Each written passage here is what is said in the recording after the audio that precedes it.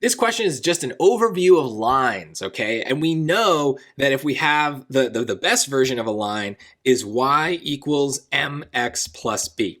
And as a reminder of what that means, the m represents the slope of the line and the b represents the y-intercept. So they tell us just straight up that this line has a slope of 3. Well, all of the equations have a slope of 3. So that fact is not particularly helpful here. But on other questions, it might be. So don't ignore it. But that piece is not going to be what decides the answer for us. It's this other thing. They're giving us this point, 0, -8. Now, they're not telling us that that's the y-intercept. But you should know that every single y-intercept has an x-coordinate of 0. And if we're thinking in terms of y equals mx plus b, the b is the y-coordinate of that point. So in this case, just kind of translate that, right? They're giving us 0, -8. So the -8 is in the b spot. That happens in choice B, and that's the whole thing.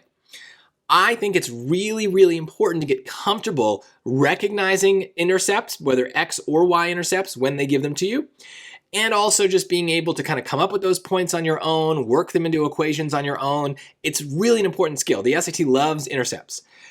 But if we didn't know that, remember, our main strategy is to plug points into equations. And what are we really being given here in this question? Equations in the answer choices and a point in the question. So plug the point into the equations. It's going to produce a valid result. So we do need to understand how function notation works here, but they tell us that y is equal to f of x. So the -8 is just going to go in the f of x spot. So for choice A, -8 is equal to 3 times 0. Well, that's not true. 3 times 0 is 0, so 0 is not equal to -8, right? So that is a sentence or an equation that doesn't make any sense. If we keep going, -8 is equal to 3 times 0 minus 8. Well, that is true. 3 times 0 is 0, so that cancels out, and then -8 is equal to -8. So that's what it looks like when it's correct. And if we do it for the other choices, we'd have -8 is equal to 5. That doesn't work. -8 is equal to 11. That doesn't work. And so that's not surprising. It should only work in one answer choice.